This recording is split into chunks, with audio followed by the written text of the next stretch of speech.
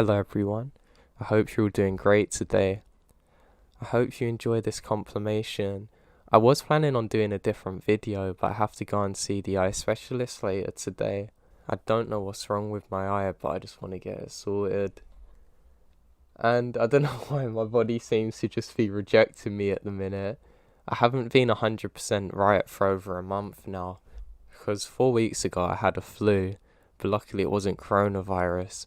Then 2 days later, after being better, I managed to get tonsillitis. And I don't actually know how I managed to get that, because normally if you have tonsillitis after some other illness, it's related. So in theory, I should have got the tonsillitis caused by a viral infection, which the flu is a virus. But no, somehow I managed to get a bacterial one, so it was separate from it. And then 2 days later, after being better, I started getting ulcers in my mouth, which isn't a bad thing really. But now my eyes have also started going weird, or one of them has. So I've got to go and get that sorted out. It's very frustrating because I just want to be able to get on with things, but I'm not going to let any of it stop me. And to be honest, it is a great opportunity to make my mind stronger because it makes it that much more uphill for me. But it's fine. It's just frustrating because obviously I can't really read stories till I get my eyes sorted, and I can't study because I'm on the path to become a doctor at the minute and I need to study quite a lot, but obviously I can't do that because I can't see properly. But it's fine, it is what it is. I've just got to accept it, have the roger that mentality and do what I need to do. One funny thing before I forget it was they put pupil dilators into my eyes when they wanted to look at them, and I look like an alien, and it's quite funny. I'm going to try and get a video up on the screen of it now, but it looked pretty amazing. So yeah, I hope everybody's doing great. I love you and stay strong no matter what you're going through. I believe in you and love you, and you're greater than the obstacles in front of you. And make sure you check out my Instagram at Joe the Insomniac in the podcast in the description below. I love you, and I'll speak to you all soon. I've worked for a company who does contract work exclusively for the US Forest Service in surveying areas for invasive plants, and we basically travel all over the forest in SoCal, even in areas that are off limits to the public. I have many stories to share that fell into the category of being creepy. I have my story to tell. So my crew at work is basically between 5 and 6 people every day. The same people for 10 hours a day, 4 days a week. Like I said, we sweep through the forest by combining a search team looking for invasive plants and putting down a GPS tracker on their location to be removed. I remember one day when I started, we came across this abandoned day use area where there had obviously been some sketchy stuff going on. Now we used to park the car in a turnout across from it and eat lunch, and several cars would drive into the area over the curb.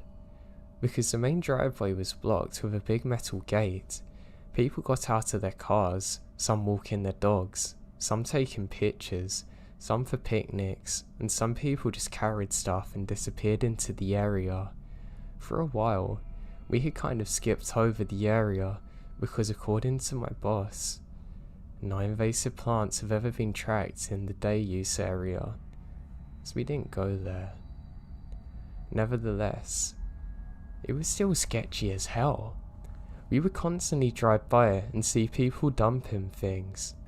What ended up happening was the crew got called to another part of the forest for a while, and we were probably out of that area for a few months, only coming back sporadically.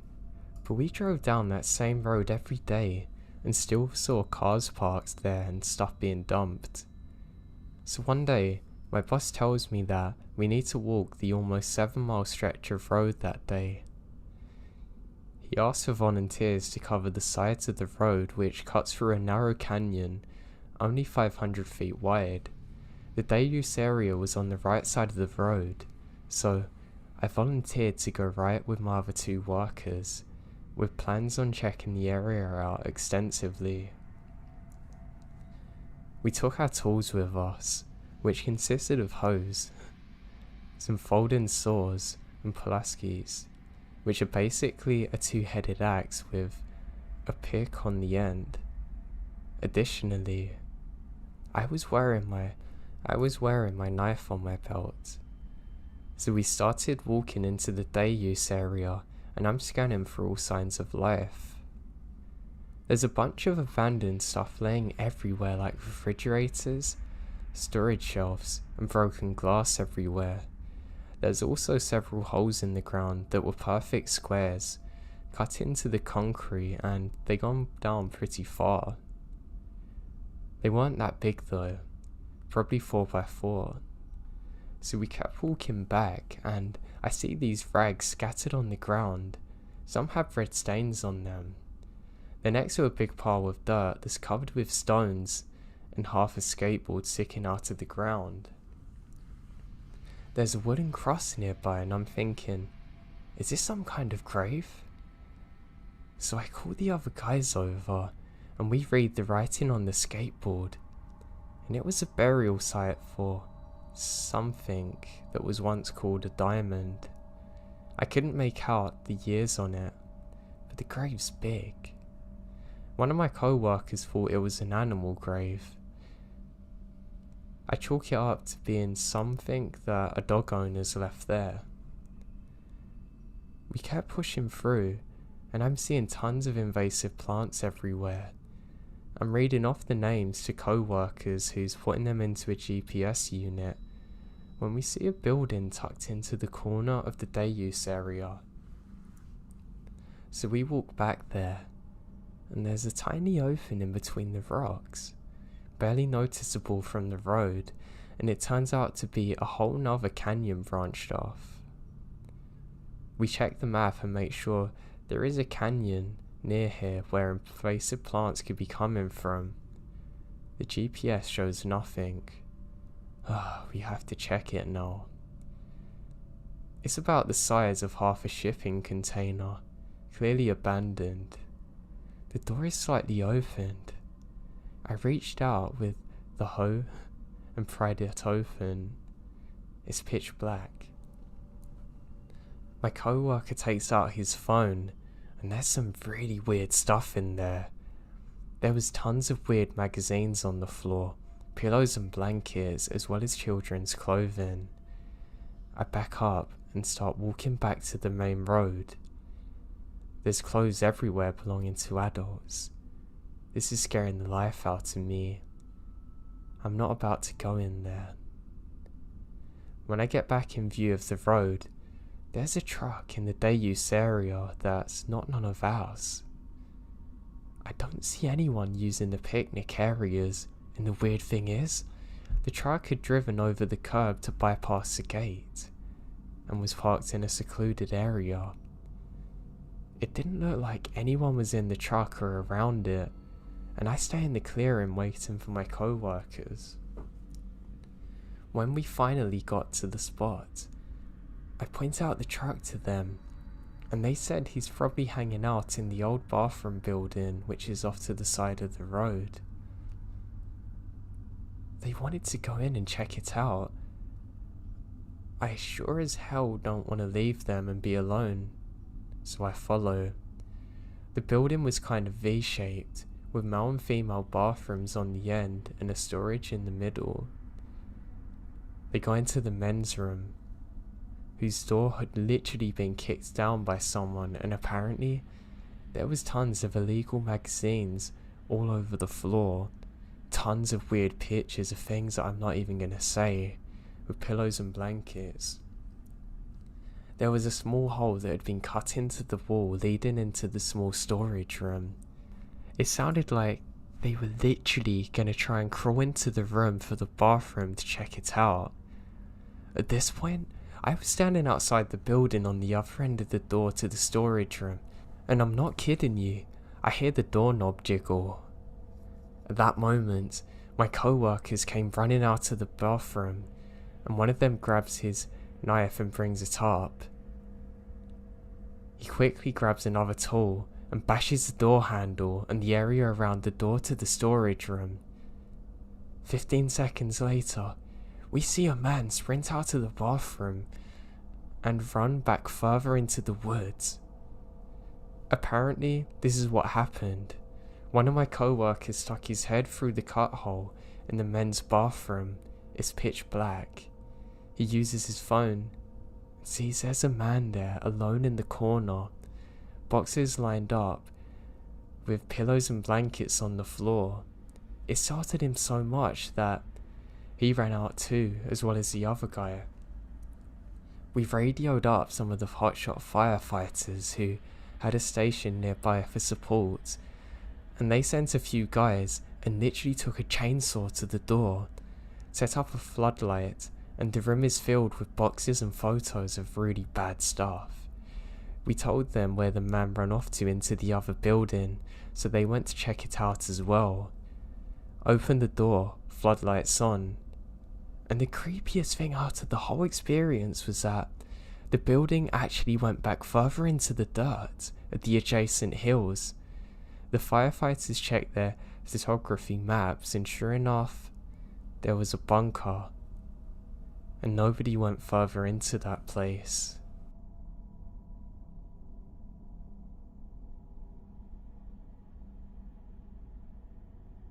Now, I've been homeless a lot, and I've lived in some distant families' land where they have an old cabin upon slits. Due to the local woods flooding heavily sometimes, I spend a good amount of time in this old cabin. There's a wood stove and a swing hanging from the porch. I use that as a bed sometimes. Overall, it was an okay place, and it wasn't too far of a drive from town to get food. You just have to tolerate the half-mile walk to your car. So anyway, one day I'm out walking around the woods, and in a smallish clearing in the path, I see easily a good 50 to 60 dead geese. Every one of them is mangled in horrifying ways. Necks ripped off their bodies, blood everywhere, feathers for the life of me, bones sticking out of the dirt. It looks like a genocide. The ground is dry, and there's lots of dust, but I saw no prints, and there was no other evidence of anything ever being there, aside from what I can only assume was some sort of explosion. I also found a torn open old backpack with a great deal of candy wrappers thrown about. Way too mouldy to identify or know anything of. I decide to turn back to see if I can grab a camera when I start hearing this god-awful shrieking sound, as if it was coming from every possible place. I took off pretty fast when it started, and to this day, my best guess is that it's a massive fume of toxins, or maybe it was from some massive animal.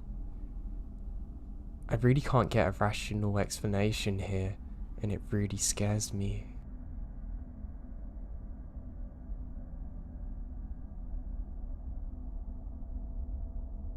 A mate of mine and his cousin decided to go on a motorbike trip around Australia. Unfortunately, on the second day, the cousin's wallet falls out of his back pocket, and it was only hundreds of kilometers later that he realizes. Now, the two of them were forced to rely on only one guy's money, since all of the bank branches refused to give out money to my cousin with no ID, which of course is in his wallet. Matters were complicated later when they filled up with non-sniffable Opal petrol, which buggered up their engines and required them to pay a mechanic to fix it. The end result was that they had almost no money, and any money left had to be rationed for petrol. They're eating 2-minute noodles for every meal and sleeping rough. In some towns in the middle of nowhere, they would go to the local pub just for warmth and company, but couldn't afford a beer. So one night, they stopped at a town that consisted of a handful of houses, a caravan park, and a hotel. When they went into the hotel, they met all of the locals, including the local cop and the owner of the caravan park. Mr. Caravan Park started talking with them and was getting pretty chummy because he knew that his was the only place offering accommodation and camping in that area that was legal due to the presence of crocs. Realizing that if they planned on camping illegally, they could get tipped off to the police, they decided to sneak out without anyone realizing and head out of town. They were hoping to find some shelter, but it was featureless red dirt as far as the eye can see. After about 20 minutes, they came to a bridge and hid their bikes under it to set up camp, even though they're in the middle of nowhere. Roads, trains would come by on a regular basis, and were loud enough even from a distance. The next morning, they went back to the pub to get water and noticed some old photos on the wall. One of them featured a very large crocodile. In the background was a bridge that they were sleeping under.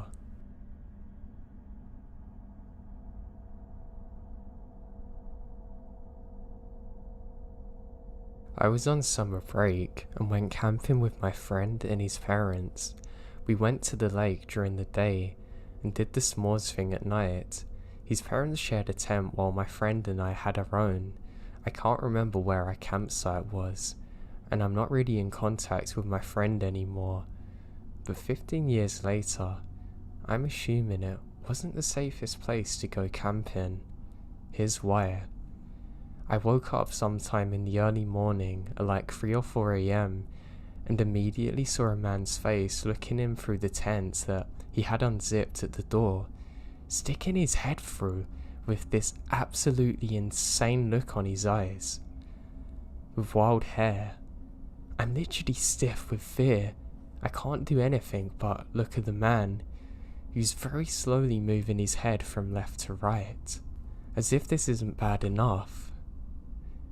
I guess my friend could hear my breathing loudly or something because he woke up too, having the same reaction as me, just laying there looking in terror at this mysterious man.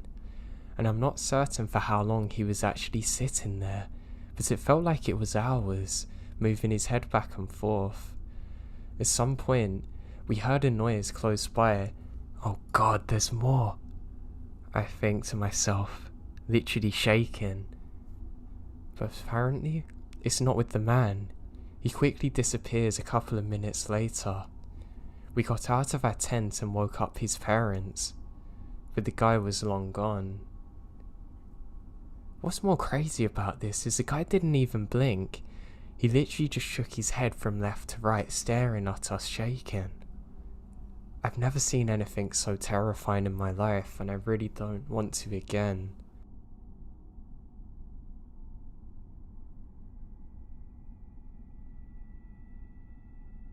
This happened about 15 years ago. I was 6, and my sister was 11. We were camping with our grandparents on a campground we went to often, in a tent trailer we always used. We had been there for a few nights, having no problems at all.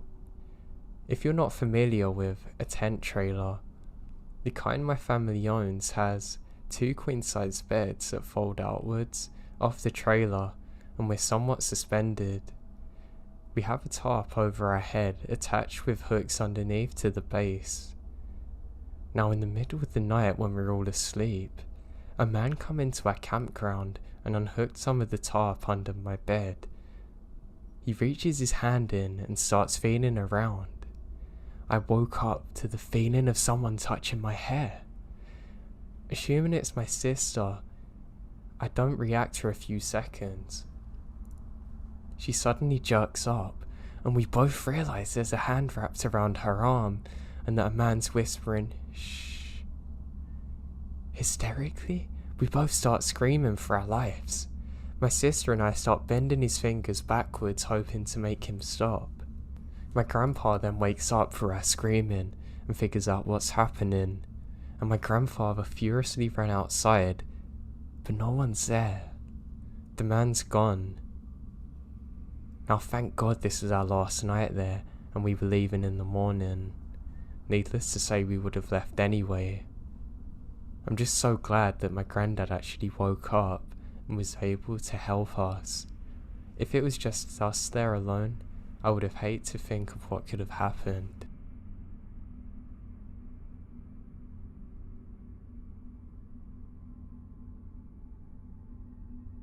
Me and my father always went fishing. Heck, it's something we still do now. We live in the backwoods community, so nature's always around us. I've later moved into the city life, but whenever I'm staying with my mum and dad, I always like to go doing hunting or fishing with my father. Now, from being out in the wilderness for so long, you truly get used to what's around you. My dad, being so seasoned, always had an explanation for something weird that would happen. However, there was one time something happened that was so weird that neither of us could explain it, even to this day. So I was 18 at the time. We were doing some night fishing in a lake, something that I absolutely loved to do. We're having a great time, just talking about life and things in general.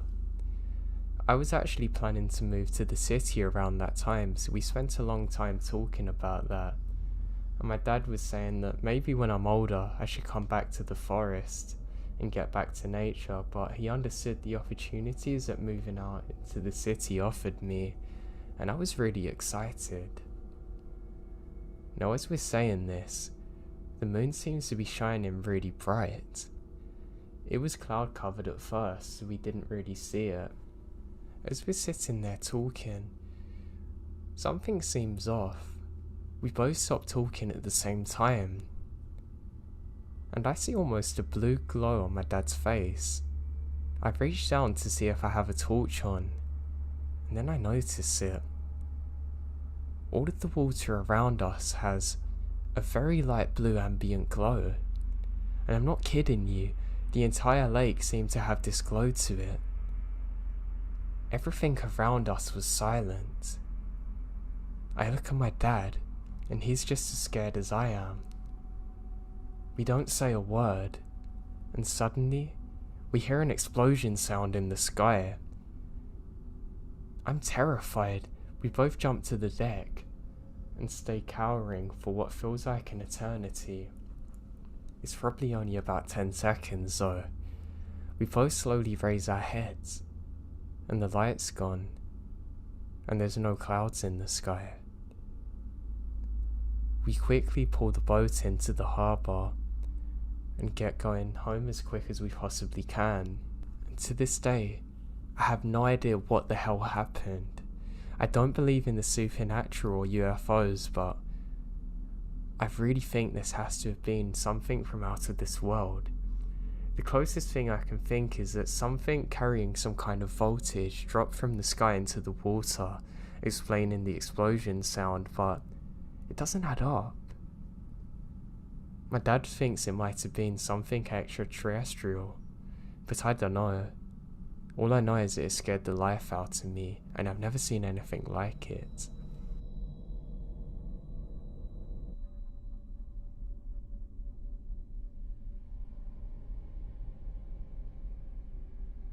I was a semi-driver at the time. I was at a small truck stop up in Maine. It was midwinter, cold. I was trying to get some rest before driving home. I fell asleep quickly as I've been awake for probably 29 hours, and nobody was around as far as I could tell. I slept well, until I was awoken by the sound of yelling. It wouldn't have been the first time that some idiot was being weird to a woman, so I sit up to figure out what's going on, and I see two younger guys standing with their faces against the glass staring at me. They have black clothing on. The second they notice me, they sprint off, but I fell asleep thinking I was hallucinating due to exhaustion. When I wake up the next morning, there was a head of a deer or a moose or something placed next to my truck. Blood prints in the snow leading into the woods. I still have no idea who they were or how long they've been staring at me for.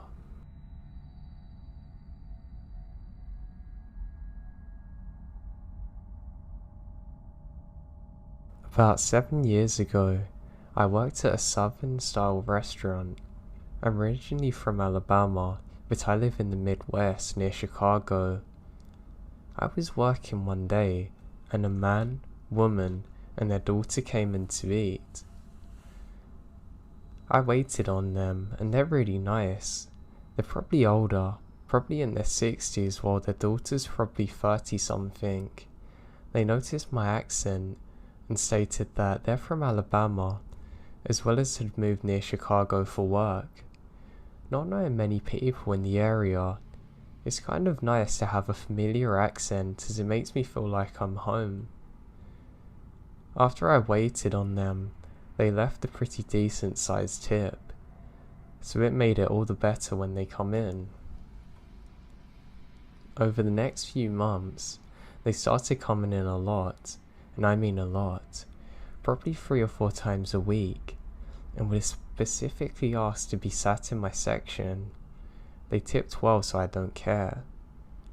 They talked to me about all kinds of things, although I was very careful not to reveal any information to them. Now, they told me that they saw me driving my Jeep, and they had a present for me. They gave me a decal and said, "It's a Jeep thing." I was rather embarrassed to say the least and didn't want to put it on my car, so I didn't. Then they come in and asked me why it wasn't on the back of my Jeep. Now this is where things get strange. We're open for Easter. I was working and they come in and confronted me, asking if I wanted to go to lunch with them the following week. I hesitated but was young, about 22, and felt pressured to say yes. They asked me for my phone number, and against every instinct I had, I gave it to the dad, and it wasn't a good feeling. A couple of days later, they call me and I don't answer. I let it go to voicemail, although the dad left a minute-long voicemail rambling about this or that, wanting to meet up. They came in the next day and asked if I want to meet at the restaurant. I said, fine, thinking they're going to leave me alone after I do it this once. I was young and dumb. Upon arrival, they didn't get out of their car. They told me to get in the car and we would go to a different restaurant. I got a really bad feeling in my stomach. I knew I didn't want to get in the car with them. Instead, I said I'd meet them at the other one. The dad started begging for me to get in the car. Being polite, I said no thank you, I'ma drive. I ended up going to the restaurant in fear of me leaving and standing them up, and it affected my job. So I went to the other restaurant after the dad begged me, and finally gave up.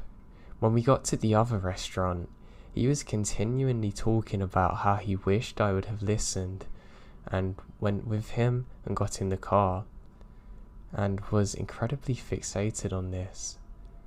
The daughter didn't speak, the mother didn't speak either.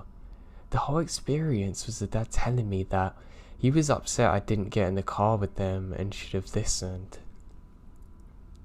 Finally, I finished and left as quick as I possibly can. He said to me to get lunch again tomorrow, but I said I'm out of town. The next day, I had 10 missed calls from the dad, back to back. Each of them had a voicemail that was 3 minutes long of him just breathing, grunting and moaning.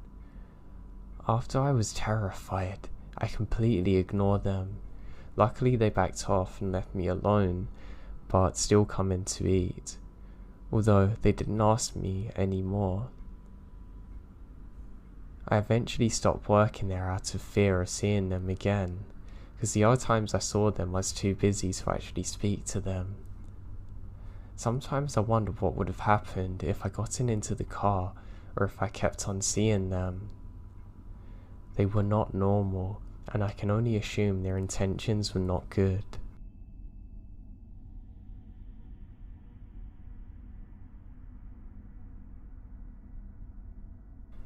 Back when I was 18, my mum had been working in the garden, so she was exhausted and went to bed early.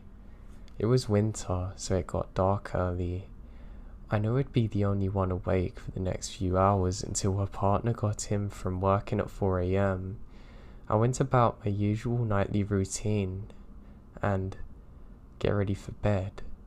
Now the house has 2 floors and my bedroom was on the top. After I smoke, I went upstairs and continued watching whatever. About an hour later, I decided I would have one more before going to bed. I just got finished with that one, and I'm about to head downstairs when my phone distracts me. I sat back on my bed and concentrate on that. When a minute or two elapses, I hear a loud banging from downstairs. I thought to myself, it's just my mum's partner coming home. Then seconds later I realised I didn't hear the front gate open. I didn't hear the taxi pull up outside either. And I didn't hear the front door open. My cat is on the bed next to me and it's not him. So what was that banging sound? I grabbed my taser, which looks like a Nokia phone, and stick it in my dressing gown pocket, going into my mum's room. She normally is such a light sleeper, but because she's tired from gardening, slept throughout the noise. I wake her up and tell her that I've heard something. She gets herself ready and grabs a small metal pole, and we head downstairs. I insist on going down first because, in all my fairness, my mum is like 5'6", 130 pounds, and has multiple sclerosis and is holding a flimsy metal pole. I figure it's better to tase someone. Now, looking around, everything seems to be fine. However, the last room we check is a bedroom, next to the bathroom. And there, I find that the window that sits just above the bath is wide open, and some of her shampoo bottles are on the floor. It's like 2 AM. We're really scared now, and my mum calls her partner to say something's happened and someone must have tried to break in. His response? It's probably a fox. Go to bed, you're paranoid. 5 minutes later, the police arrive with 4 cars and dogs. They look around, come into the door asking obvious questions. After doing a walk around the house, they come back again and ask the usual, saying, do we usually keep our plastic garden chairs under the bathroom window? Of course we don't. The police advise us that there's a dodgy gang about that's been breaking in and attacking people, and they must have used the garden chairs to help them get in. The police also advise that a house a few streets over has just been broken into and someone was hurt. The thing that freaks me out most about it is that, had I not got distracted by my phone, I would have headed straight down there at the exact same time they're in my house.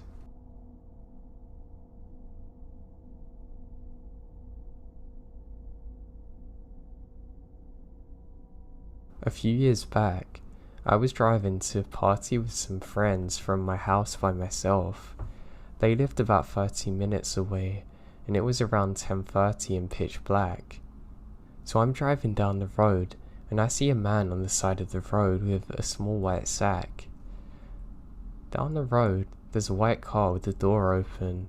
As I pull up, I roll down the window. He says his car broke down. His hair is greasy and long. He looks like a lot of residents that are in the area, farmers and mechanics, etc. So I pick him up as he wasn't much bigger than me. He's about 37. I say, where are you going? And he says, in town. and away we go.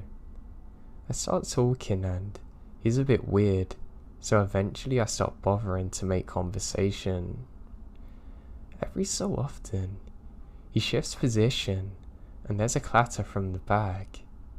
He said he needs to arrange a ride when he gets to town, saying, can I use your phone?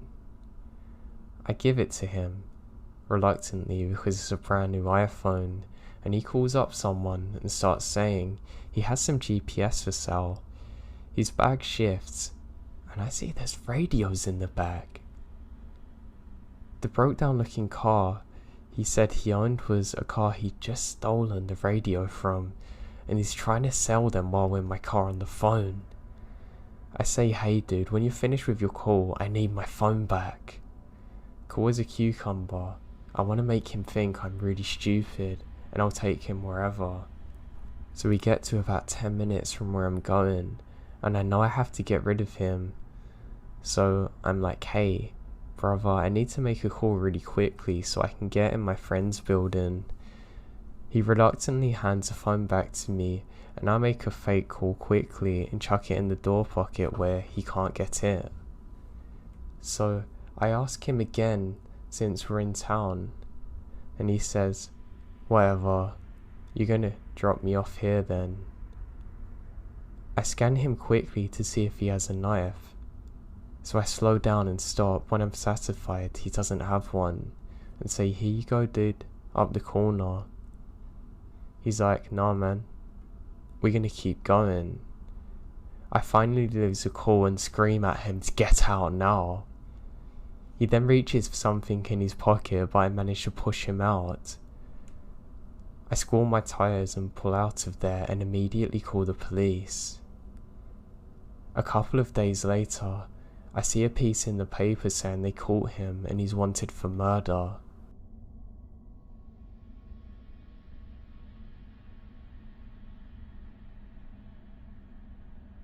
For a bit of background, my sister and I live together in a house that our parents own. At this time, we live with 2 people we found off flatmates. We both still live here, but we asked the other 2 to move out because they seemed unfamiliar with the process of locking doors, and our personalities clashed a fair bit. For an idea about the layout of the house, my room is next to the front door. There's a kitchen and living room in the middle near the back door, and my sister's room at the back of the house. To get to the backyard, you have to either go through the back door through the house or go outside. One day, I was home on an off day, enjoying the peace and quiet of having the house to myself. I listened to music, did some cooking and treated myself to a bit of pampering. I realised I'd run out of face wash, so I went to my sister's bedroom to see if she had any. We used to have fights as a kid over who used whose makeup or whose top was whose, but I figured since we're grown adults she doesn't care. I know this information seems irrelevant, but it will make sense. Now my sister was a manager at a restaurant, so her coming home really late or not at all was standard. Between a lot of work hours and socialising, I didn't see her that much. But on this night, she came home when I was already tucked in asleep. The next morning, I woke up to a message from her in the early hours asking if I went to her room. There I am thinking, how did she know that? So I answer yes. I was looking for the face wash. Oh, that's alright. I did ask if you were okay, but you didn't answer at all. Also, close my bedroom door next time and keep the back door locked. It was wide open this morning. So obviously, I'm completely freaked out by this message. I had only gone into her bathroom during the day when she wasn't there. I told her that I never went into the bathroom during the night. Of course, she thought I was messing around in all seriousness, but I told her this is not the case. I asked her if she knew the other 2 housemates were home last night, just covering all bases. She said neither of their cars were home when she got there. And they confirmed this by saying they stayed at their partner's houses at night. If it wasn't me, and it wasn't one of the others, who was sneaking around going through our house in her room? As I said earlier, the housemates had a bit of leaving the doors unlocked at night, and other weird habits. But no one was home. Since we live in an area that isn't the greatest, locking the doors has always been a thing that we double checked now. Not long after this happened, they moved out and a couple of close friends moved in. They were still really good with locking doors and making sure everything was safe. But 2 months ago, we saw a really suspicious van parked outside, and things started getting stolen. And all of these were stolen on the night that the gate to the garage wasn't locked. My house is definitely a target for creepers.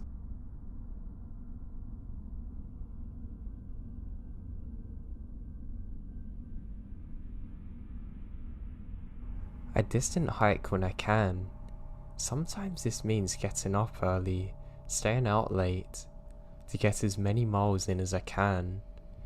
Sometimes walking in the pitch dark with a low light headlamp seems spooky. I grew up in the wooded areas. I've slept under a canopy of stars more nights than I can count. I've trekked literally thousands of miles of trails, riverbanks, lake shores, ridge bottoms, bogs and creeks. I've hunted the game. I'm establishing this because this is very important for you to understand. I've seen, heard, smelt all about this region in terms of what it has to offer with wildlife. My scariest experience so happened at about 04:30 in the morning. It was late spring, so the first morning light wouldn't be visible from the treetops for another 30 to 45 minutes. Another hour passed until sunrise. I was on mile 5. I'm in a low bottom that's wedged between the two steep ridges. The trail I'm on was narrow, muddy, and completely hemmed in by thick underbrush, young maple and oak. I'm confused, but focused on a small light with my headlamp. And I did hear what I think I did, a loud crack. I freeze solid.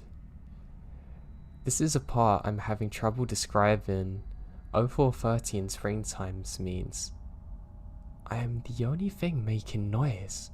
No birds chirping, nothing. It's literally dead quiet. Mid-step I froze. Now it's just me and my fight or flight reaction. The thought instantly flashes in my mind as I stood there bracing myself into silence. If I hear that again, I'm turning round and leaving in a hurry. Why? Because that sound was not a branch breaking, nor a deadfall. It wasn't a widowmaker. I was damn sure that whatever did that done so intentionally towards me. Hearing it twice, well, God. To describe it as best I can, it sounded like a big piece of wood being violently smashed against a tree. More like a baseball bat, to be honest. The distinction in my head being that this sounded like a crack, not a thud or thump, as I have described it as an explosion. It's such a horrifying sound to me now. So I stood there, completely spooked. I realised the soon-to-be worst part of my situation. I knew where the sound come from. I knew where the trail went. In about 30 yards, I was gonna come to a 180-degree turn and start up the ridge going away from the creek. This meant as soon as I got the courage to move towards the noises, I was gonna have to turn back to it and get up that ridge. I'm nervous now. My head somewhere between meth find murder and Bigfoot. Minutes pass, I just breathe, with the fog misting up on my glasses. and there's nothing. Dead quiet. I've got about 30 minutes until first light. I crank up the headlight and start to slowly creep to the 180-degree turn. When you wear a headlamp in the woods at night, every branch can cast 1,000 shadows. Without moonlight, there's little help. I get to the turn and quickly make the bend. I'm moving pretty fast now, trying to be quiet, taking tiny shallow breaths. Then I smell it. A stench hits me that I can't describe. Imagine being dead, rotten and cold and wet. I've actually worked scenes with humans who have expired in the past, and this was worse or similar. I kept walking fast. By the time I made it to the top of the ridge, I'm huffing. The first light's here. I didn't stop moving until the full light was out. I've never heard it again in the woods since then, and I've never had a smell like that before. I honestly have no idea what the hell that sound was, or what could have been strong enough to make it.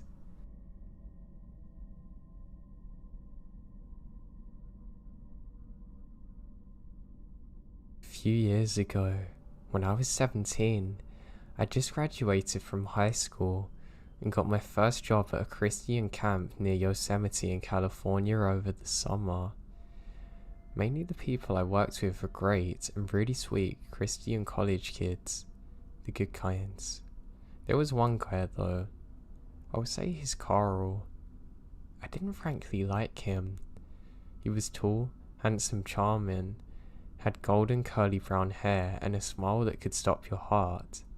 His eyes though, they're dead. He never got those little crinkles in the corner of his eyes when he smiled, which suggests that it's not a real smile. It was like the top half of his face died.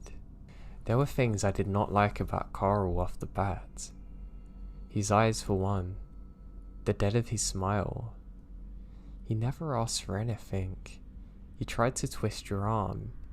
He just very softly, very slowly tried to manipulate the situation to feel as though you owed him.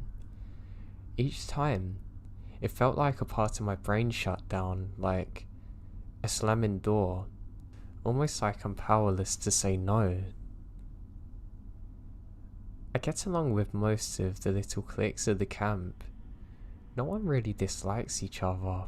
As far as I knew, we just kind of broke off into groups based off what we like into our free time, or who we like the most. Carl though, seemed to make friends one-on-one with a clique. By the time he left the group, it was desolate. They were fighting, not speaking or trusting each other. I know this isn't a lot of evidence, but I'm trying to take a good picture mentally and describe it to you. Now one day, everyone in the camp decided to go friendzone. We tried out a lot of camp food and wanted real dinner, maybe seeing a movie or go bowling. I was off work last. Now, at camp, we had a sign out sheet. Being so close to Yosemite, we often went hiking, so if we had left, we put our name down along with where we're going, when we left and where we should be back, and when. This way, if anything happens, the search teams know where to go. So I put all my info into this sheet and head down to the parking lot. My friends had all divided up into their cars, and I jokingly asked if they forgot about me. They said Carl had said I could ride with him. I look around and I don't see Carl, although I seen his name on the sheet. All of the hair on my body stood on end. I was terrified to get in the car with this guy alone. He felt so wrong, just off. Just not right. I don't know how else to say it. My friends were telling me I have nothing to worry about and everything's gonna be fine. I saw Carl walking towards the parking lot with that dead smile on his face, and everything in me was seeming to get scared. I said that I was tired and wanted to stay in tonight, and Carl laid the charm trick on me, telling me what a night it's gonna be. I owed him because of God knows what, with this dead smirk on his face. I refuse. He gets mad. Told me I don't need to be such a horrible person. Finally, everyone figured out that I wouldn't be persuaded. I hugged one of my girlfriends goodbye, whispering in my ear not to ride with Carl back. When they all left, I walked back to the area with the sign out sheets to cross off my name, since obviously I wasn't going anywhere. I saw the sheet, saw where my name was, and my heart dropped. My name had already been erased.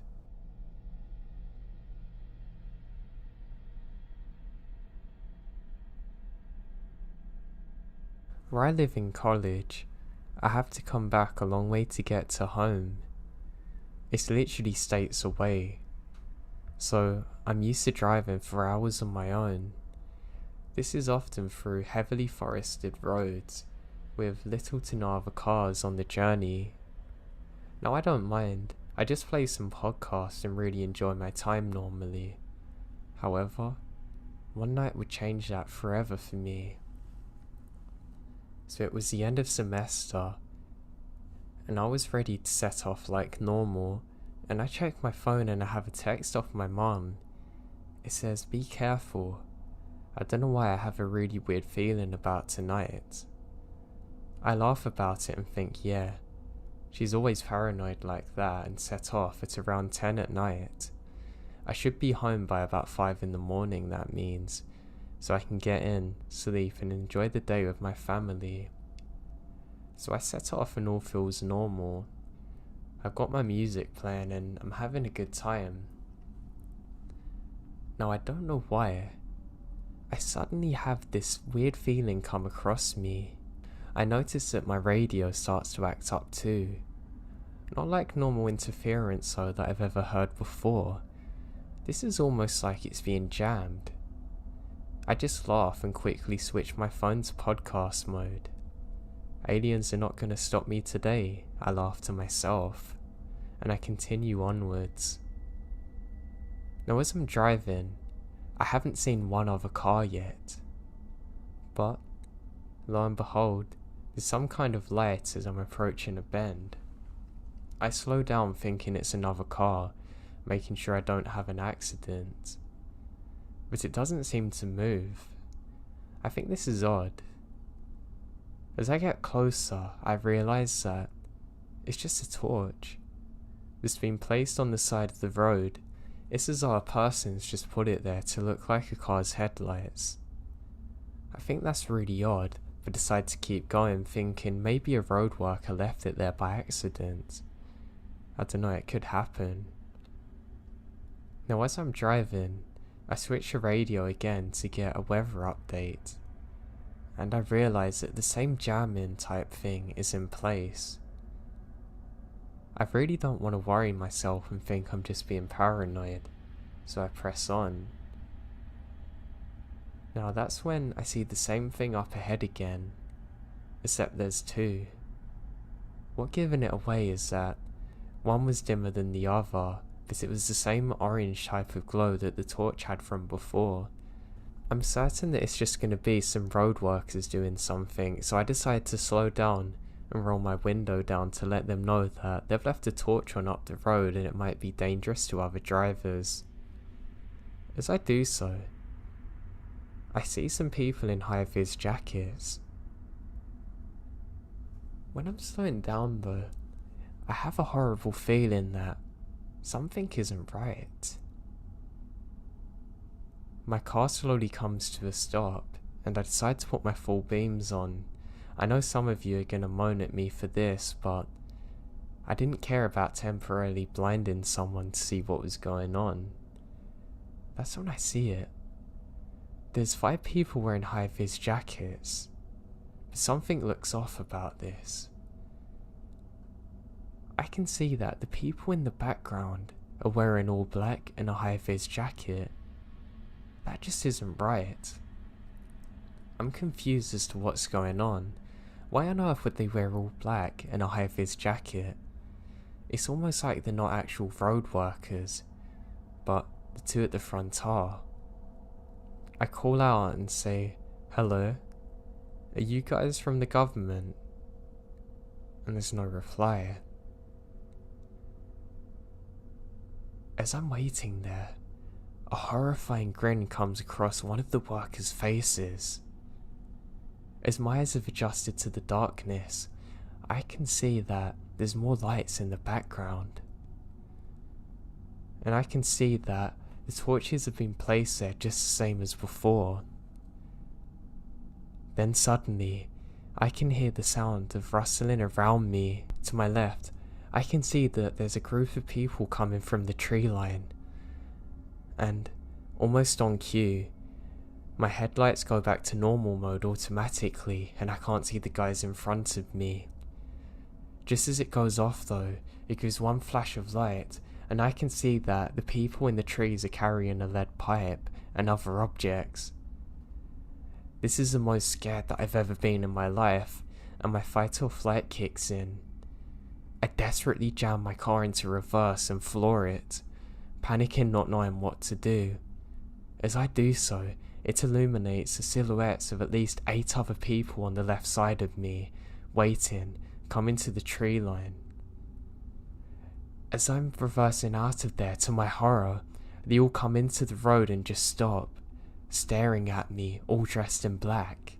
What's worse is that as I'm screaming, the light suddenly goes off from the torches and I can't see them any longer. I immediately do the quickest U-turn of my life and start heading in the opposite direction. I'm trying to get through to the police, but I've got no signal. I speed the rest of the way home. In a terrified state, I'm crying to my mum. I don't know if they'd followed me or what. I made damn sure to get out of there as quick as I possibly could. I then file a police report. The worst thing?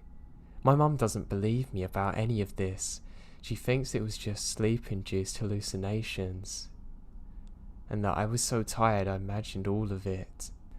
That was about to change though when the police arrived, and they told me and my mum that they were so thankful for the report, and they've been tracking down a group of people who pretended to be road workers to then try and kidnap people. Apparently someone else nearly got caught earlier in the week, but sped away too when they tried to grab her. It just makes me sick to think that there's people like that out there in the world. But the fact that I was miles into deep forest with no one around to help if I needed it then. It was only God's grace that I spotted them and didn't actually get out.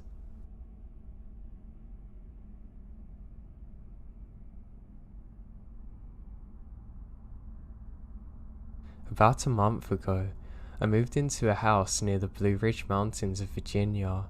It's very secluded. Everything was great up until about a week ago, when this strange thing started happening. Not like paranormal, just strange. So I knew moving in, I'm gonna have about an acre to myself, which is nice. The acre itself is just about all thick dense woods. Towards the back you can't even go any deeper, because the land is too rigid, and the trees block a clear path into anything. Now I live alone in this tiny home. My brother and his dog are moving in a couple of weeks. The house is pretty small. It also has a basement with a sliding door to the backyard, which has a tiny little fence that can be knocked down completely if someone's trying to get over it. I decided that I was going to start fixing it up until my brother's dog becomes well trained. Now this is when the first creepy thing happened. I left to go to Lowe's just to buy one classic lump of wood for a fence, just enough to make sure a dog can't get his head over it or leap past it. Now as I was coming back home, I noticed a man on my doorstep. Looking inside through my window, even though any person could have heard me pulling into the driveway, he doesn't flinch at all, even when I slam the door shut. Eventually at this point, I kind of uneasily said, "Can I help you?" to which he replied, "I'm just your neighbour and saying hello." I went out of my way to put the wood I was carrying in my hand down on the ground and went to shake his hand, and he didn't move again. He just stared at me. After this weird encounter, I was more just done with him, so I said that I'm very busy and I'm fixing my fence and it's nice to meet him. He stayed at the front of my house though for about another 2 minutes, watching me put all my wood inside the living room, looking into and around my house in the process. I'm thoroughly creeped out now. I just closed the door in his face and went about my business. About 2 days later, into fixing my fence, another woman, this one looking nicer and having put a little appearance into her look, greeted me kindly, telling me about herself. I'll call her Miss H. Now she started to talk to me, explaining how people don't normally move around here, and I was the first in about 11 years. She went on to explain the rest of my neighbourhood, whom I knew are around the same age as her, like to stay to themselves. After a pleasant talk with Miss H, I asked her, "What's up with the guy that I saw earlier?"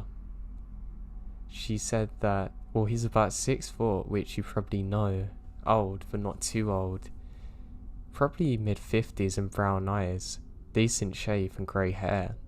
Miss H went on to explain that the person who lived here before me was a widow, and her teenage daughter, who was homeschooled, had left because this perv started to stalk her.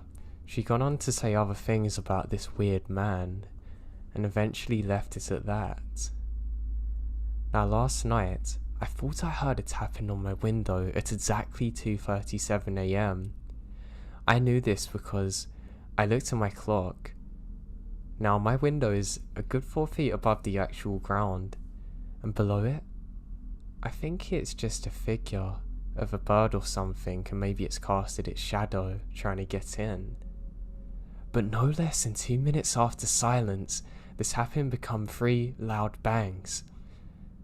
I immediately ran to the closet, grabbed my hunting .22 and hid under my bed. Peeking over, I see a figure looking in. After being scared for my life, I hear the familiar voice of the perv shouting, "I need your help." Not knowing what to do with myself, I threw my curtain open, and the only thing between his forehead and my .22 was a ½ inch of my glass. He didn't say a word. Not "don't shoot me," not "I need help," not "oh hey." He then pointed behind him to the fence. I then ran outside to see what he wanted. I still have the gun on me. I said, "What's wrong?" He said nothing, pointing to my fence. I look over, and this time I saw the fence had seemed to have been run over by a car, with mud tracks everywhere. How on earth had I not heard this? I look at the 50-something-year-old cars, of whom were dirty tire tracks that could have left this. I'm annoyed at what I saw and yell, "What the hell?" And then pull my finger on the trigger, when he finally replied, "That's your fence, isn't it?" Jumped in his car and quickly sped off. It's currently 3 PM on March 2nd, and I've scraped the entire fence idea out of sheer exhaustion and fear. This is really happening right now, and I'm really not sure what to do.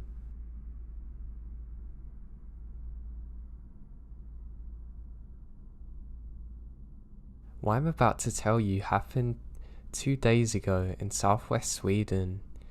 It was around 5 PM in the afternoon, and I decided to meet up with one of my friends. We have moped scooters, and drove to the grocery store to get a snack for our small trip.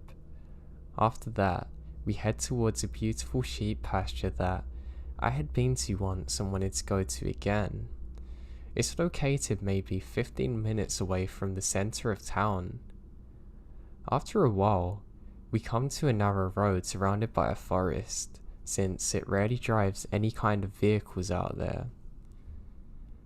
I started to drive in the middle of the road, and sometimes even on the part of the road for approaching cars. One time, when I looked in my mirror, I saw my friend driving close to the edge. At first, I thought she was making a point that I should keep on my part. But then, she drove even closer to the edge, almost going in a ditch. I stop and wait for her to catch up. We're both kind of laughing, and I ask her what happened, and she said, I got distracted by something weird by a tree and forgot the turn. We laugh and continue. Later, when we sat in the sheep pasture eating our snacks, we started talking about it again for some reason. I asked what she saw, and she described it as some kind of wooden plank that was nailed to a tree, and that it looks like a figure, person with just holes as eyes. My reaction was, oh yeah, really? And we decided to relocate it on the way home. We stopped by the roads and I turned off the engine. When I look up, I spotted it right away. It was hanging in a tree, looking dead. Now, I immediately think of some cults that are known to operate in the area. Maybe they were worshipping this. I don't know. I have a picture saved on my phone of this and I'm really thinking of reporting it to the authorities. Something just doesn't feel right about it though. I have a horrible sense of evil when I look at this. I hope nothing too bad's happened here. I even got told that this could be a grave for something, as part of some of the sacrificial rituals that can take place there. I'm not really willing to go back to find out though.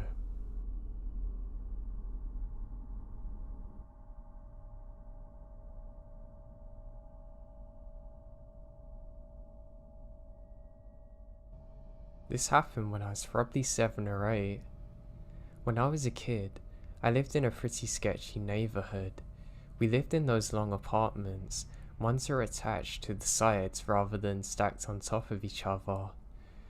The front of the apartment faced a main road, and there's a little street to access the park and woods and back area of the apartment. Behind the apartment is a massive field and a forest. Me and my friends and I used to go there to build hobbit holes in the grass. My mum hated it when we went out there because there were some rough people that lived in the neighborhood. She didn't like the idea of 7-year-olds playing out there in the same place where people do drugs. I'm adding some more details so you can get a picture. Now one day, I was out in the woods by myself, just exploring and pretending to be Indiana Jones or something, and I was coming out of the tall grass. I could see the little back alley in between the parking area and the woods, and I saw something lying in the grass. I believe it's a deer. I think it's just sleeping, so I creep up on it, trying to not scare it. I know, cool. That was quite funny. When I got there, I knew something was off. The deer was too still and smelled horrible. I couldn't see its face, and its back was facing me, but when I got up to it, I nearly had a heart attack when I saw its entire stomach is ripped open. I wasn't a smart kid, but I knew this was messed up. When I turned to run back home to tell my mom, I saw another deer nailed to a tree next to the first. I don't know how I didn't notice this before, but its 2 front hooves are literally nailed to it. It's a disgusting scene, as you can imagine. As I stood there, staring at it, a car drove past a little alley. I remember it's a white car with tinted windows driving really slowly. I mean, everyone drove slowly on this alley because it's a residential street, but these people were barely moving. I can't see inside, but I got the sinking feeling that they were watching me. Obviously, I can't be sure that they are, but I'm 99% sure it was them. Once they were gone, I book it home, and told my mum the whole thing. She told me not to go in the field again, and I agree. I really hated what I saw. For the next month or so, I saw that car drive everywhere. It would drive up and down the main road I was on while I was playing in the front yard. It would drive down and back towards the alley when I would be back in the yard. I even remembered seeing it at a grocery store once, but they were definitely staking the house out. It was always the white car, tinted windows, maybe they're following me, and always driving way too slowly to be normal. I tell my mum about it, but she chalks it up to a neighbour just going down the road. So one day, my mum was out mowing the lawn. Because of the way the apartment is, she had to push the lawnmower all the way around the apartments to get to our backyard. Being the helpful kid I was going to meet my mum out the back to open the gate so she can put the lawnmower in the shed.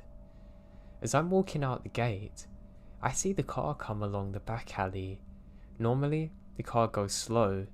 As soon as it turns a corner, however, the driver steps on the gas, zooming up behind me. The back door closest to me opens and someone gets out and starts running towards me. I don't remember what he looked like or even if it was a he. I just remembered getting back home as quick as I can, terrified. After that, my dad yelled at me for peeing myself, and neither he nor my mum believed me about the guy in the car, and I never saw him again, and we moved a few months later. That sounds really harsh, Jesus. My parents still think I made up the whole thing, even though they thought how sketchy the neighbourhood was. I don't remember anyone going missing at that time in my town, but I never really looked it up. All I know is it was really messed up, and I have no idea who those people were and why they did that to the deer or what they planned for me. I just hope they never done anything to anyone else.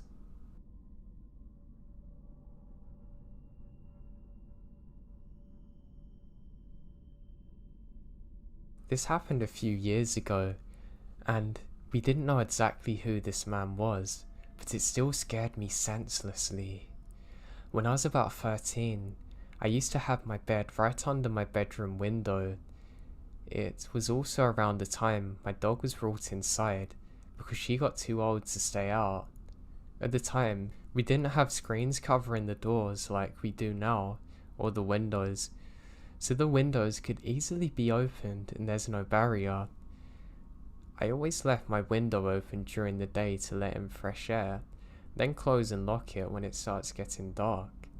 The house is surrounded by forest, not very thick, but still thick enough that you can't clearly see through it. It's completely normal to hear strange noises at night, because things like bears or stray dogs or even former neighbours' chickens would roam around through our backyard. So when I heard something shuffling around my window, I didn't think much of it, and continued playing video games. Not even 10 minutes later, I heard something hit against it. It may have just been a large June bug. When they hit a window, it sounds like rocks being thrown, so I literally ignore it. The knocking kept going, but I just kept ignoring it until finally it stopped. Fast forward until around 2 AM. I was finally settling down and going to sleep when I hear breathing. Very faint, enough to miss if my room wasn't silent. I heard something drag down my window, like a stick or finger. I did it a few times, and that was enough for me. I jump out of bed, running to my dad's room. I told him that there was something at my window, and he immediately came to look. We turned on the lights, and nothing's there. I told him what I heard, and he said he's gonna look in the morning.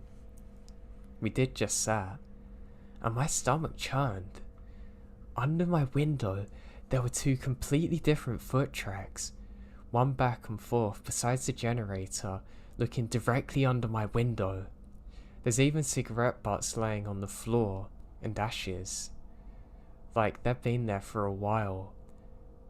The foot tracks led towards the woods, and seemed to stop there.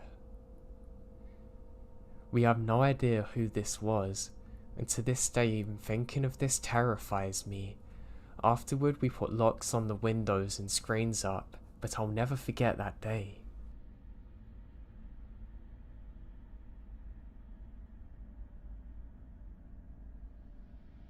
Okay, so this was a normal rainy evening when I was 14. I played games until my mum come in and told me to go to sleep. But before I get to the creepy parts, I'll give you an overview of our home.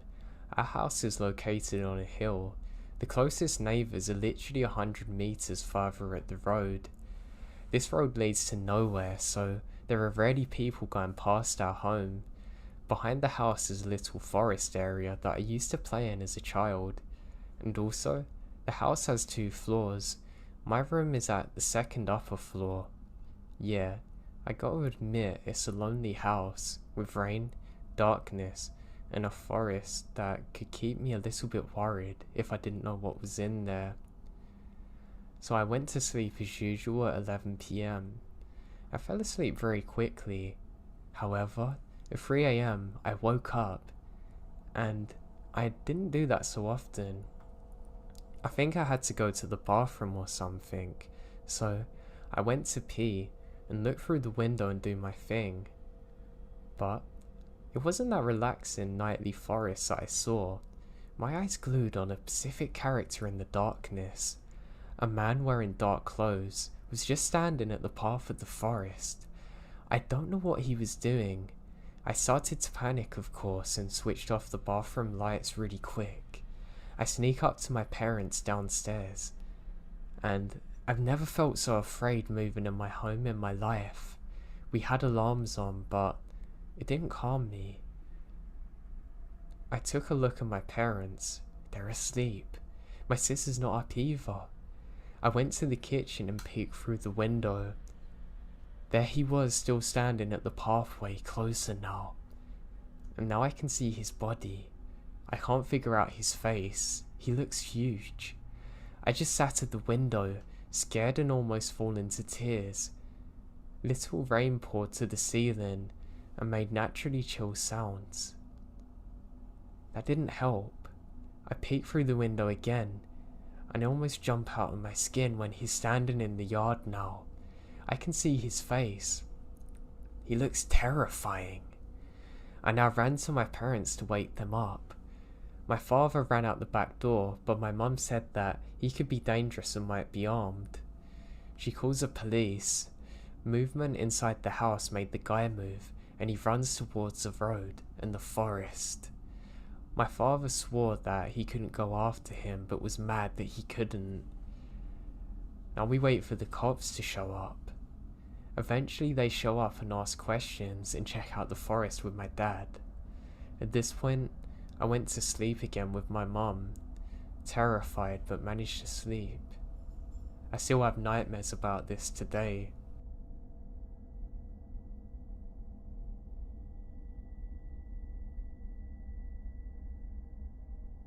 When I was young, me and my brother loved to go and play and explore in the forest near where we lived.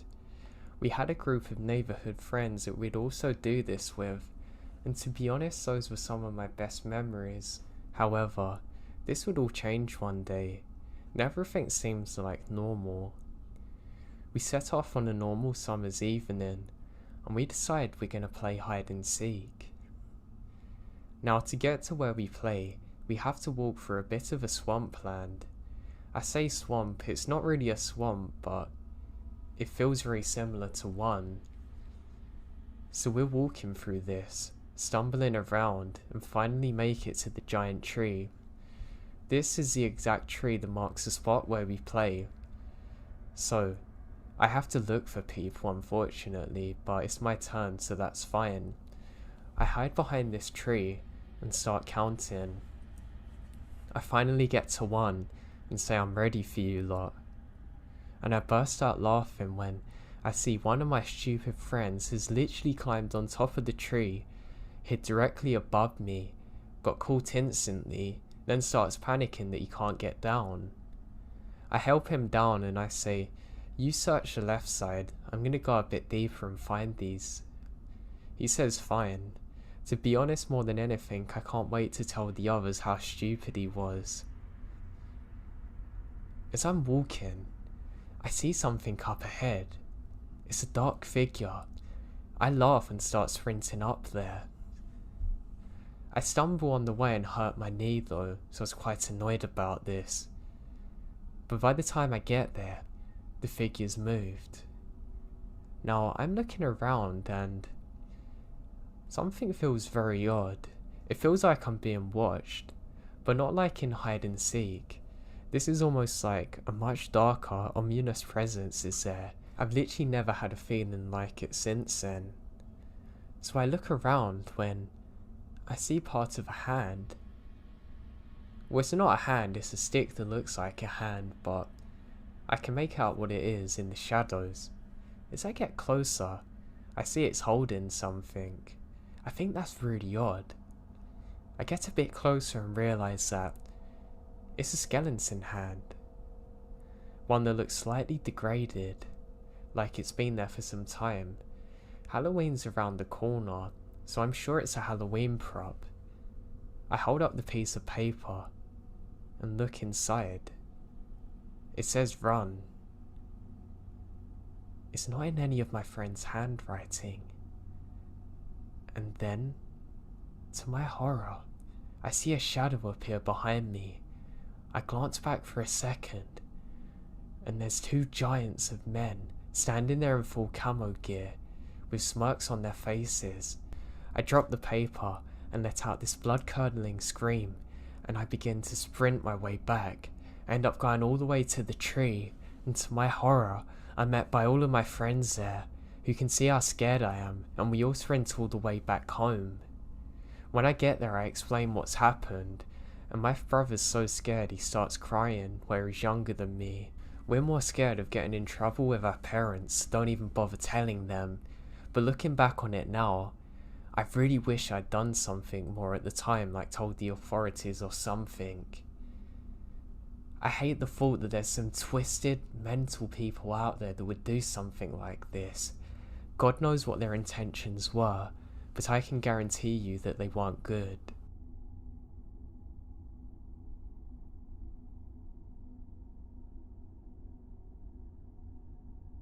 A little backstory first. I grew up in upstate New York, about 30 minutes north of Syracuse to be exact. It only made sense that I would return to my quiet little part of the world after I got out of the Marines in 2007. The only problem is that I didn't have much money. The good news is that my grandfather had an old pool behind camper that he told me I could have until I got on my own feet. So, being on my own, I decided I'd spend about a year in the pool, behind on a few acres of woods that I bought from a friend of mine while I was in the Marines. Now all my taxes had been paid for the year, so the only thing I had to do was pay for gas and propane. I managed to avoid looking like a crazy mountain man by showering and washing my clothes at a local truck stop / diner, even getting a pretty decent job working security. I filled the rest of my time working odd jobs for extra cash. Alright, so for the main story. It was mid-April. I was sitting next to a nice low fire while listening to my battery-powered radio, watching nightfall in the woods. I had gotten a nice dinner at the diner down the road, so I didn't have any work for the next few days. Generally, I don't see anyone in the woods for weeks at a time, so I wasn't expecting it when I hear a scream to break the silence. I shot up, grab my shotgun, and get out of the camper and check the chamber to make sure it's loaded. I stood on the edge of a small clearing, strained my ears to listen for any sounds. It's generally hard to pinpoint sounds in the dead of night in the woods, but luckily I hear some shouting and car doors slamming, so I knew that the sounds had to be coming from the main vehicle trail a short distance from my campsite. I made my way to the trail as fast as I could in the low light, and before I get halfway there, I heard another clipped scream to my left. I could hear a rustling in the brush, I slowly made my way there, and to where I think the noise is coming from. I come out of the woods right next to a man who had a woman pinned to the ground, just standing over her. Shaking from adrenaline, I leveled the shotgun at the top of the guy, and the woman growled at him to get off. Now I'm a big guy, but I have no doubt that the shotgun was the deciding factor in this whole situation. Each of these guys easily had a solid 30 pounds of muscle on me when I was a 200-pound Marine. I ushered the two idiots back, so I was between them. The woman's now getting to her feet. It was about now I realised we have another problem. My cell phone was cheap and didn't get reception in the woods, and hers had been broken by these two sickos. There wasn't much I could do other than march these two back to their jeep under the threat of shotgun. I get the license number, and I'm sure it was fake, and a description of them and their vehicle. Before the driver gets in the vehicle, I lower the shotgun to his crotch and made sure he understood what a 3-inch 12-gauge shell loaded would do. They took off in one direction. Me and the woman made our way back to my campsite. We drove to the DEC station and reported it as quick as possible. It turns out that the guy I had threatened was the young girl's now ex-boyfriend. They'd been out having a few drinks when the third wheel in the situation got a little too handsy for her liking. When she said something to her boyfriend, he basically told her to stop and get on with it for once. When she refused, the boyfriend smashed her phone and pushed her to the ground. They both pushed her into the truck and drove her deep into the woods. She had waited for them to become complacent before throwing the back door open and jumping out and taking off. Luckily, the Jeep was crap and the back door didn't lock. It was a stroke of luck that I happened to be outside when she escaped.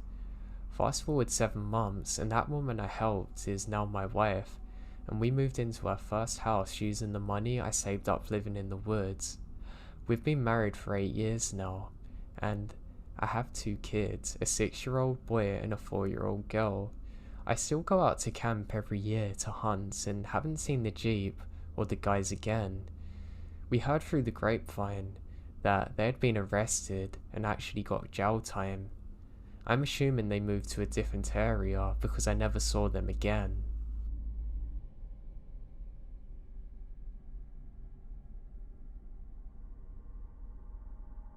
I live in a suburban part of a small rural town in eastern Missouri, in a pretty quiet neighborhood. We've had one crime here in the past 3 years, and it was me who committed it. A jaywalker. Comprised mostly of elderly women and single mothers. We own 4 vehicles: my car, my mum's van, my stepdad's car, and my mum's old truck that's illegal to drive now.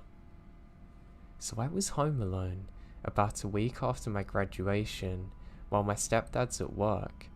My mum was talking to my youngest brothers and they had to go to the doctor's office, so they left. And my 2 middle brothers were at their friend's house, so I was lounging on the couch in my fuzzy robe and underwear playing Fallout. Good game. My stepdad is a professional chef and does 80% of our cooking at home. I have terrible anxiety and an addiction to investigation discovery. So whenever I'm home alone, I keep the longest, sharpest knife on myself or within an arm's reach at all time. It may have saved my life. Or something. This is confusing. There's a knock at the door, and it's not too suspicious. We frequently get solicitors and Mormons in the neighborhood, so I wasn't worried. Being a cautious person, I peek out through the curtains just a bit to see who it was. I'd seen this guy around the neighborhood before, walking around, and I don't feel threatened by him, since if it got physical, I had at least 5 inches on him and a knife. Anyway, I want to open the door, and I do so, figuring that at worst, I can politely turn him away, tell him I wasn't interested and go on with my life.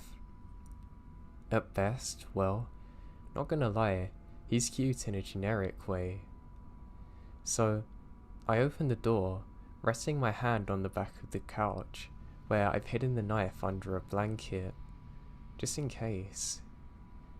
As soon as I opened the door, I knew there's something off. I've got a blunted effect due to a combination of depression, PTSD from abuse, and schizophrenic type personality disorder. So, I'm grown up, and I'm used to using fake facial expressions to fit in.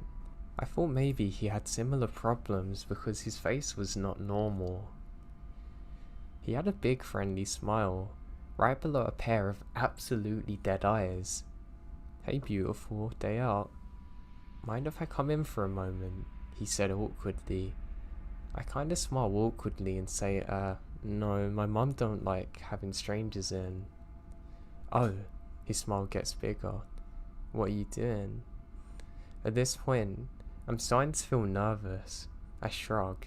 Can't complain, I guess. "Are you here to sell something or tell me about God?" He shrugged back. "Oh, can I come in? Maybe talk to your mum?" I'll go get her. She's in the backyard." I moved to close the door and step back, not turning my back to the dude. Before I closed the doorway, he reached out and stops the door. His fake smile is gone. His face is dead. Not angry, just dead. "You're home alone. Your mum isn't in the backyard." I pause and swallow hard. Then I push the door again. "What do you want, man?" "To come in. Please let me in."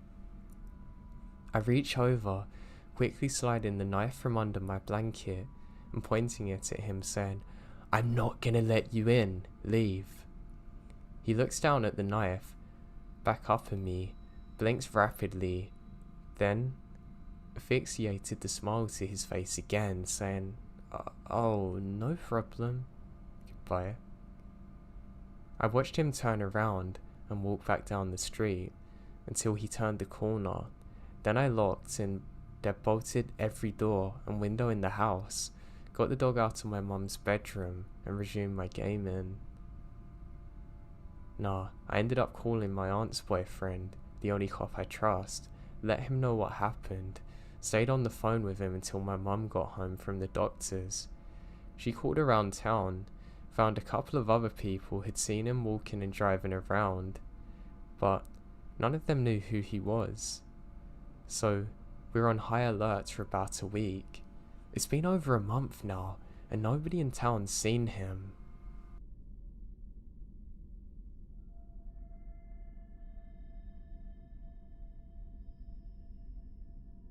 This old memory of mine, I've been talking about a lot because of the recent news of the Delefi murders.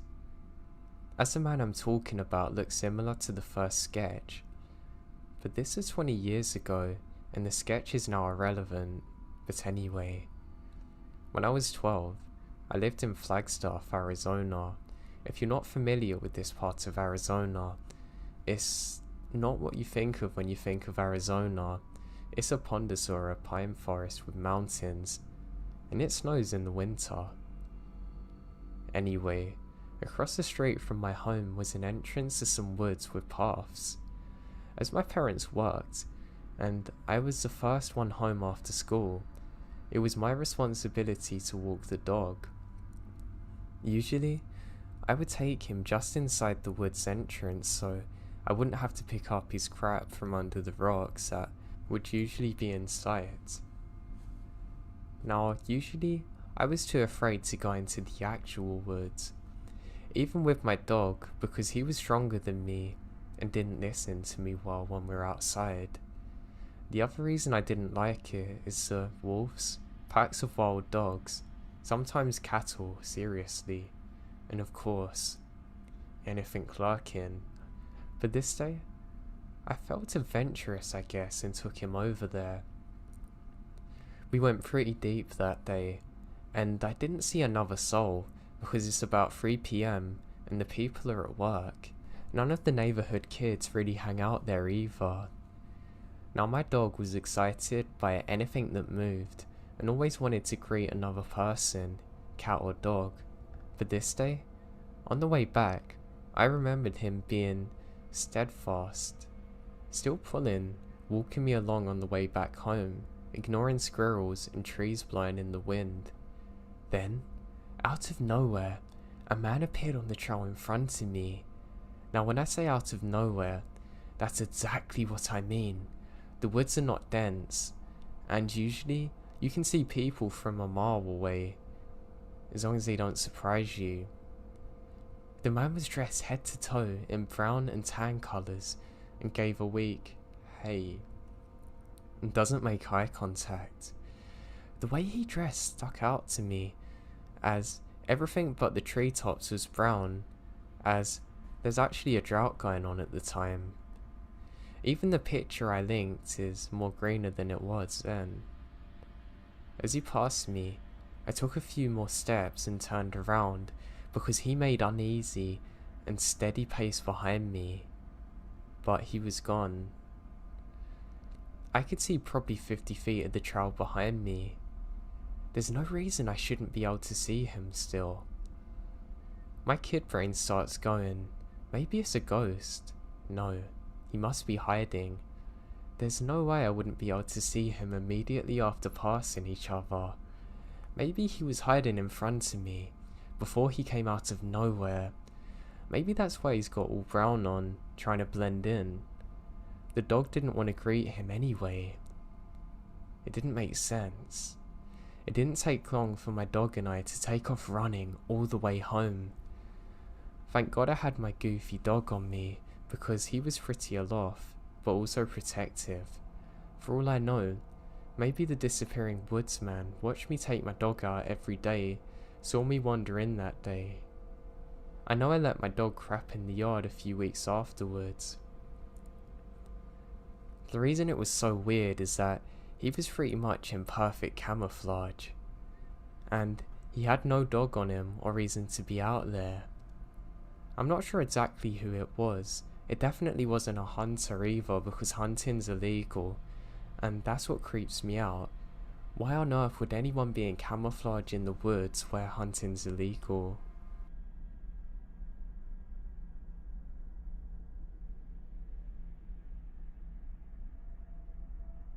My boyfriend and I went backpacking in the mountains. I'd been camping before, but only camping in a car, so never had to carry a bag on me for a long period of time. So this is my first time actually backpacking. Now after getting lost trying to find a parking lot, the map swore there was, but there actually wasn't.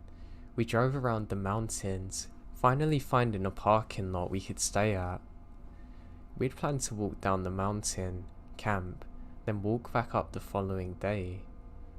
About an hour in, it's maybe 6 PM, and we come across this guy sitting off the side of the trail, cooking in a cheap stove.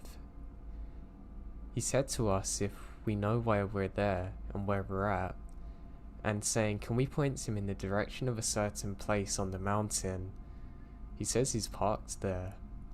He continues talking about how he had a friend drop him off who was going to pick him up at point A, and then changes his story to that he's parked at point B, and then said another friend dropped him off and went to hike somewhere else, and that he needed a map or something to get to point C. Yeah, I'm confused, and I don't like his story. We finally bid the dude good luck, saying we can't help, and continue down the trail. Now the trail is poorly marked and doesn't correspond with the map we found online, so we're really confused when we come to a horse trail with no markings to tell us if we're on the right path still.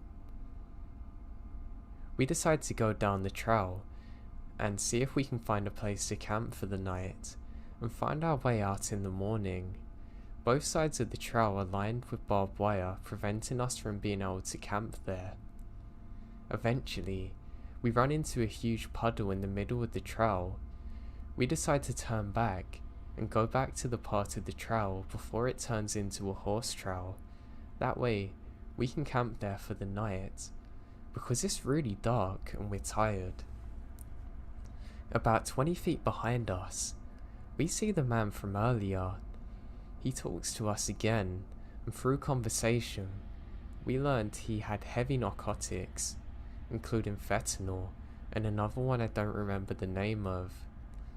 By this time, there's so many red flags, so we took off, deciding to go back to the car and just drive home now.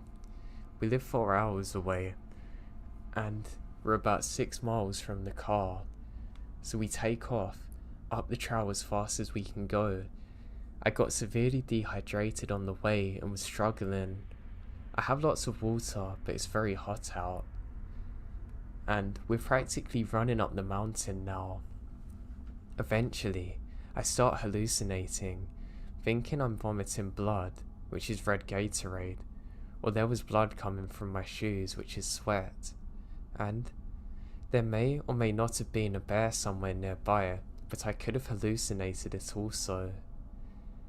We ended up doing the full 6 miles up the mountain in only 2 hours. We reached a parking lot, and that's when I gave up. I decided to wait on a branch while my boyfriend got in the car. The parking lot was curved, so we're out of sight from each other. But he finally came back down to me with the car and helped me in. We found a gas station and slept for a little while before heading home. As we're driving out the park, we see a warning sign saying there may be an escaped convict in the area.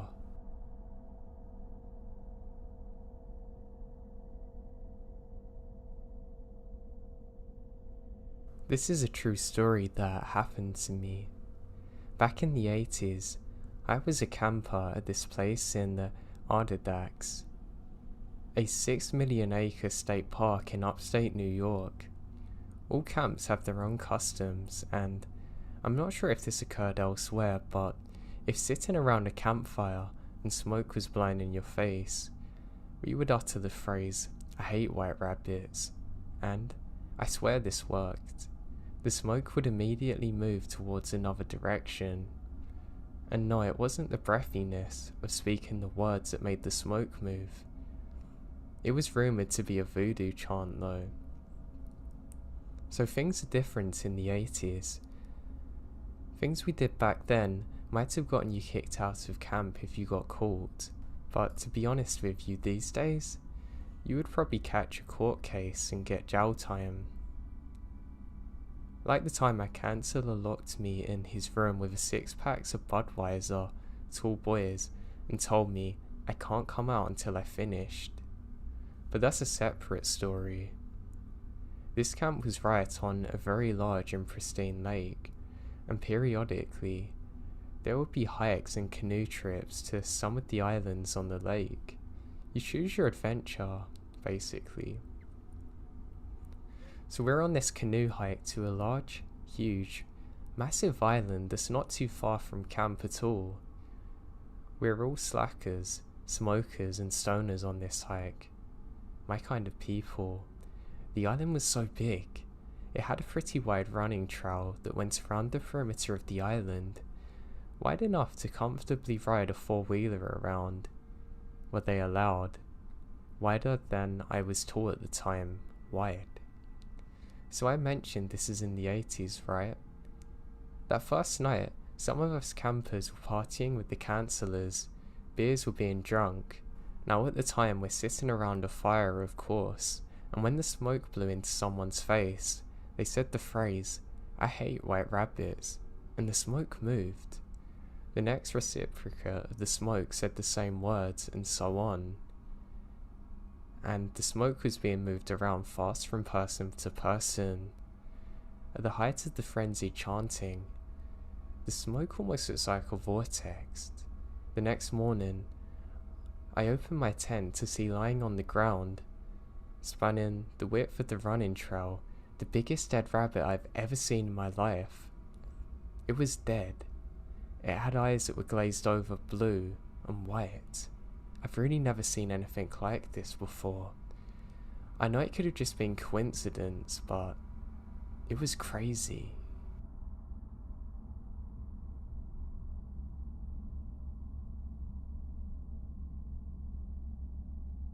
This happened a couple of years ago. I wanted to go to the local wildlife trail to walk in the woods. I'd gone several times to hike and jog. I normally went with my boyfriend at the time, but he was working and I wanted to go, so I decided to go by myself. I felt pretty comfortable going. I park at the far end of the parking lot in case anyone else appears. The trail continues straight from the parking lot for about a mile until it curves up a large hill. Where I wanted to go was the abandoned parking lot with a lake. The turn off to this part of the trail was about 400 yards down to the left. Once you turn left, you have about 200 yards of flat trail before it inclines.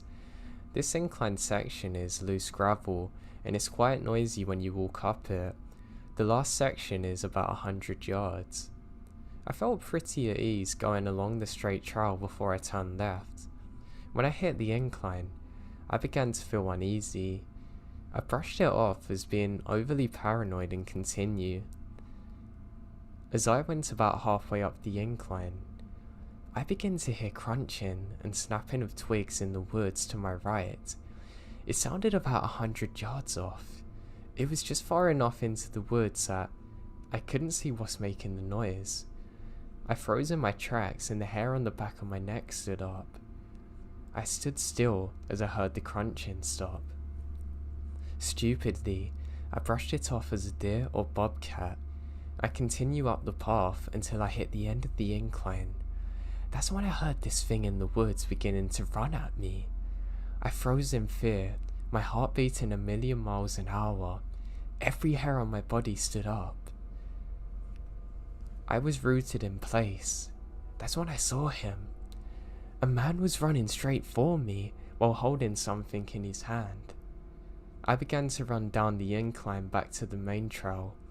I was slipping and sliding down the gravel. I looked behind me and noticed how that he's at the top of the incline already.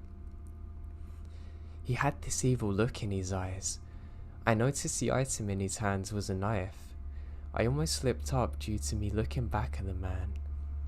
He called out to me, "Get back here now." His tone was malicious. I sprinted as fast as I could and took a hard right back onto the main path. When I hit the parking lot, I didn't look back. I unlocked my car and started as quick as I can.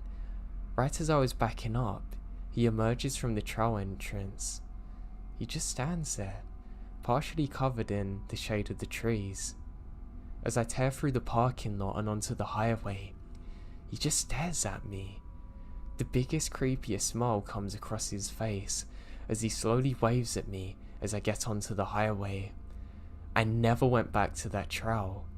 This encounter has scarred me for the rest of my life. I hate walking through the woods now.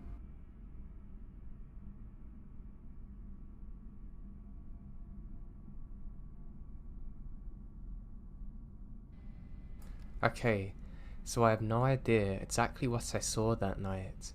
I have searched everywhere for sightings or even myths around that area we saw it and found nothing. If anyone has any idea of what we saw, please let me know. My husband and I think it could have well been a Wendigo, but I don't know. I haven't heard anyone else say they've seen anything like it. I guess more than anything I want to know what I saw and have some closure. So anyway, my friends and I go camping a lot, and my favourite place is the Red River Gorge, Kentucky. We go there often. I've been going there since I was an infant. I'm 28 now, married with a kid and still go.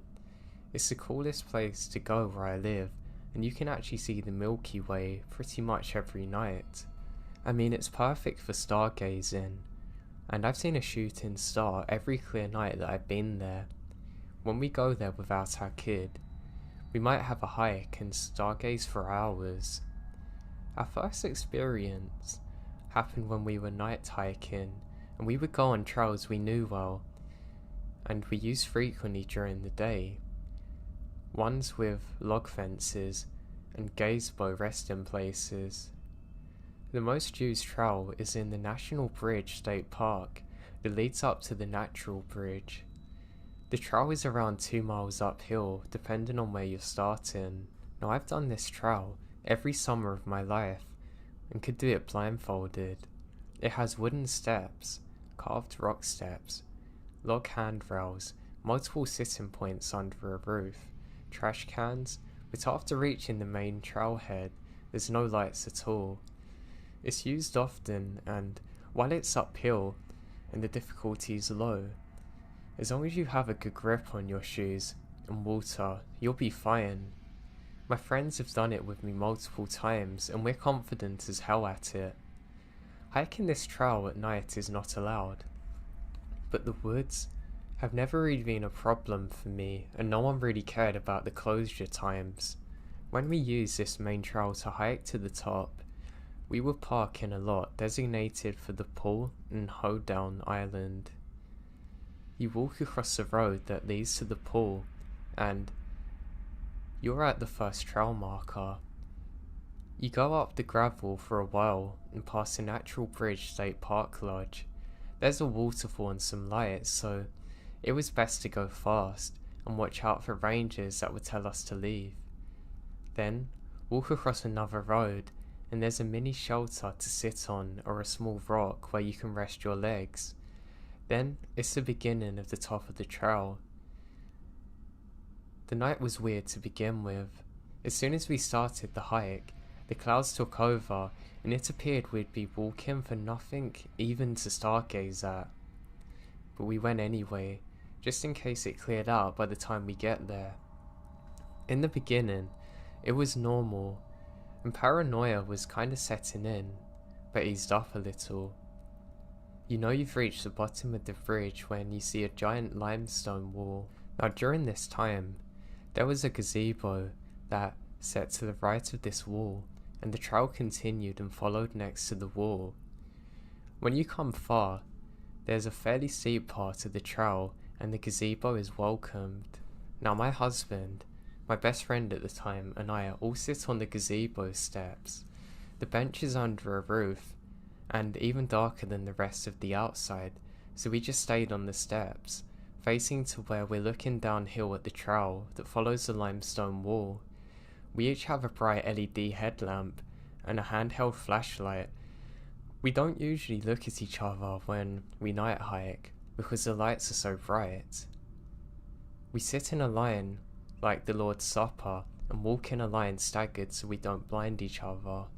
It's after hours at this point, so no ski lift rides had gone on for hours, and the rangers had already done the sweep and left before we could get there. We left no time between them making sure the trail and the top were clear and start our hike. The ski lifts takes you to the top, but there are workers that stay and do counts and only leave after it's clear. I guess I have to make these points because that's what I was thinking when what seemed out of nowhere, a girl with a headlamp begins to walk down the trail. This is kind of odd really. She's in a sundress and flip-flops. This hike is uphill, and while it's fairly easy to hike up, it's not easy to do without real shoes or water. She'd have to have hiked up and down to get to this point without food or water, which is a massive challenge. Her light seemed almost blinding too. When she reached where the trail turns from in front of the gazebo to down where we came from, she stopped. She just stood there, how a human is presented in an anatomical drawing. She was looking directly at us all, sitting there, and her light made me bring my head up. It was so bright that I literally had to shield my eyes. She didn't turn away from our light at all, or even seem bothered. She had 6 LEDs shining directly at her face. I say hello. She said, kind of with a pause between every word, something like, "Hello, how are you?" I said something like, "Good, how are you?" And she took an even longer pause before saying, "Oh, I'm fine." And she just stood there with her hands to her side, facing down, staring at us. Her light made it impossible to really see her face. It was unnaturally bright. I had my hand up the entire time to not be blinded still, until she turned and slowly walked down the trail part we just came up. She got to the part where the trail turned, and we saw her light just stay in that one spot for a minute, until she turned and the light faded out of sight. We wait for a while before continuing up. I kept making comments about how weird that was, and had anybody else just seen this?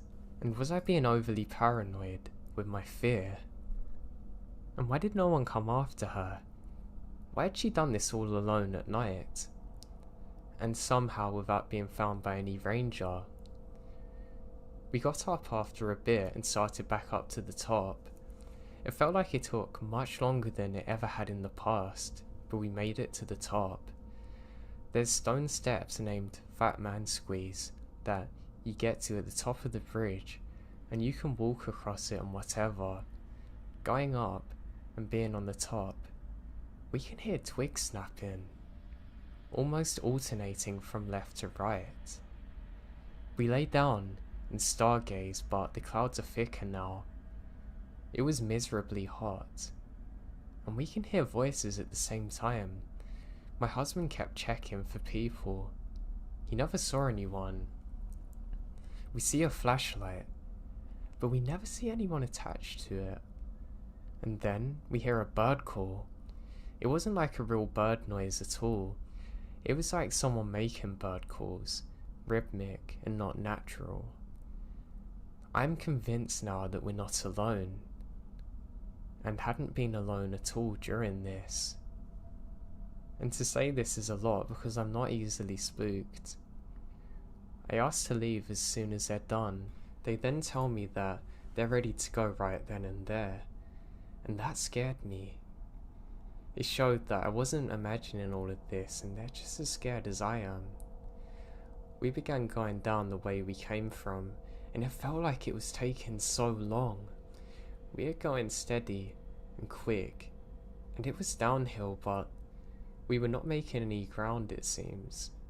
It's hard to explain, but it was so weird to the point that I said aloud, "This feels much longer than it should be," and everyone agrees with me. I keep looking behind me with the flashlight, and my husband kept looking out to the sides.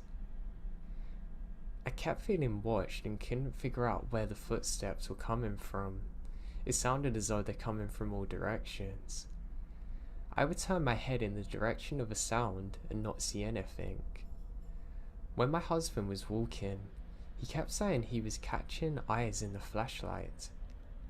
Usually you catch a raccoon's eyes spying on you, but he was afraid maybe it's a bigger animal like a bear or something. And even weirder is that he never seemed to catch contact with it truly when his flashlight went over it. By now, we're hiking down a semi-flattish area, compared to the downhill hike we've been doing at least. The log fence or handrail or whatever it's called is on our right side. Now, we're walking in a row within reaching distance of this barrier, and my husband just stops walking altogether and says, "What's that?" But the question is more of an alert than a question. I move my headlamp in that direction and don't see anything at first. Then, both of his lights catch a shape, and then my headlamp also does the same. I move my headlamp to the center and catch it while my friend simultaneously finds it in her lights as well.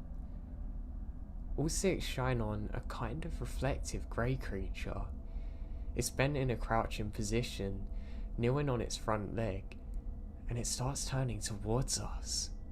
It starts to turn slowly, and my mind is racing. It looks like a human, but it's too big.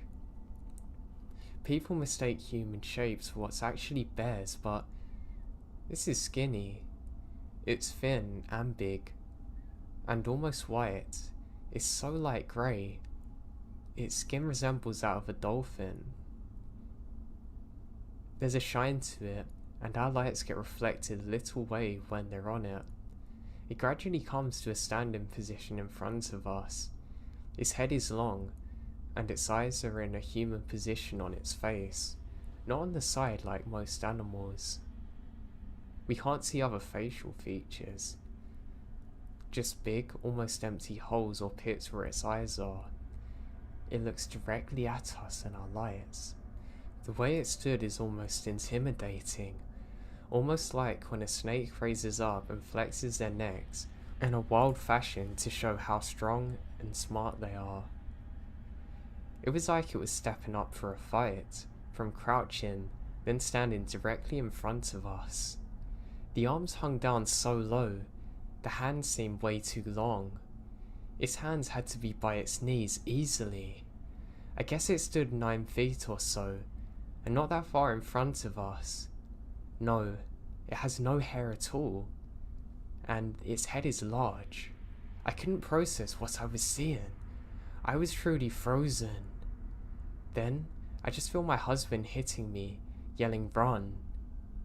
I start to understand we have to get away from this thing, and it pivots and runs to the right, going backwards on the trail so it could get around the barrier and onto the trail behind us.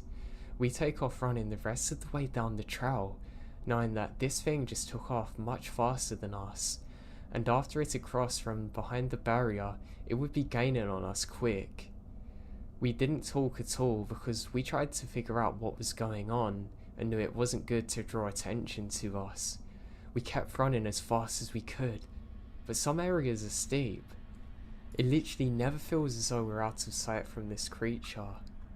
And we made it to the trail beginning with the gravel, and we can hear something to the side crashing down through the forest.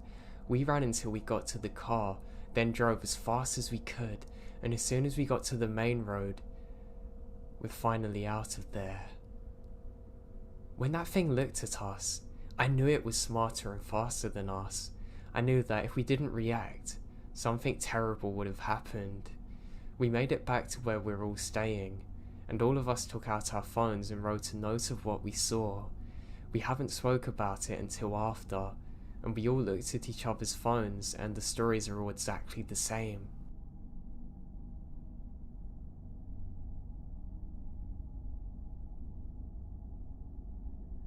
When I was 12, me and a group of my friends would play hide and seek in those woods where we're on the edge of our neighbourhood. We would always play at around 6, but had to be home by 10:30 at the latest on a weekend, and we weren't allowed to go so far that we couldn't see our houses. Those are the only rules our parents had for us. Well, one Friday, we're out playing in the woods as usual, and I, for whatever reason, decided to go in the woods deeper. I can't remember how far I went into those woods, but I do remember coming across an old shack. I considered using it as a hiding place, but then I thought that they wouldn't come this deep into the woods to look for me, so I decided to head back. However, when I start to head back, I turn my head to look at the same shack one last time, and for a split second, I see someone peeking around the door. Whoever it was quickly turns their head back when they saw me, and I don't pay much attention to it and head back. I'm about halfway through my walk when I hear, "Hey kid, come over here." I look back and see an old man hiding behind a tree, gesturing for me to come. I know better, and took off running. While I was running, I heard him yelling, "Wait now, come back," and I could also hear the sounds of other footsteps accompanying him after me. When I got to the end of the woods, I ran into my friend's house, who was wondering where I was. I told them to get out of the woods, and we ran to our friend's house. I told them what happened, and eventually, I told my mum what happened too. Our parents called the police to search for the woods, but they never found anything, and our parents never let us play out again after that. Old man living in the shack, you could still be out there. I just hope you get caught and haven't done anything worse.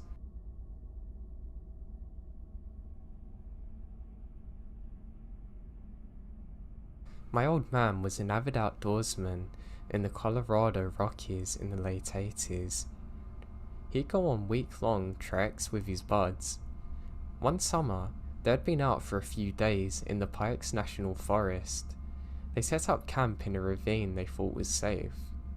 That night, my dad unzipped the tent to take a leak in the dark, and outside stood a pair of bare pale feet. My dad screamed and zipped up the tent. Everyone else woke up and said, "What's wrong?" My dad said someone was barefoot out there, and they went out and flashed their flashlights for a bit, hollering. My dad swore that he saw the feet and described them in perfect detail. They were old blotchy feet, even having a lump on the ankle. Tony, his bud, asked what foot, left or right, and my dad said it was the right. Then Tony said they needed to move their camp immediately. My dad says why. Tony says he doesn't have time to explain. They all go along with it and pack up and move up to the hill. The next morning they woke up to find a flash flood had torn through the ravine that night. It would have surely killed them.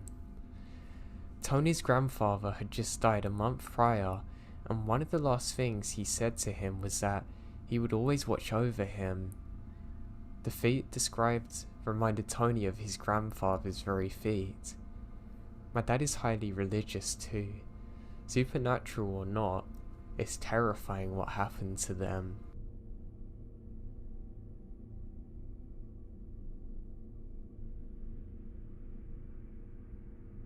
So this happened to me when I was about 7, and I lived in Portland with my grandparents. Now my grandma and I would always watch Lost together every night, and then the news would always come on afterwards. When we saw there was a sniper that was going around our area, in the woods somewhere, and they were looking for him, and lost his location, it blew our minds. I remembered one day at school, the whole school had to go on lockdown, because someone reported seeing him near the school, and so everyone had to go to the hall and wait out the entire situation to clear. I don't think we left school until 7 PM. The police caught him and took him in for questioning. Later on, we found out through the news that he was hiding out in these small woods that are behind our house, literally meters away.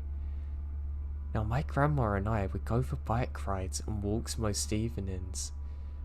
The only reason we hadn't was because of the shooter. I refused to leave the house for a good week or so because I was scared that he'd still be out there, and I wouldn't let my grandparents leave either because I was so scared something bad would happen to them. To this day, I still have a mini panic attack every time I go near them woods. Just the thought that at some point in time, only meters away, there was a killer waiting in the woods in camouflage terrifies me.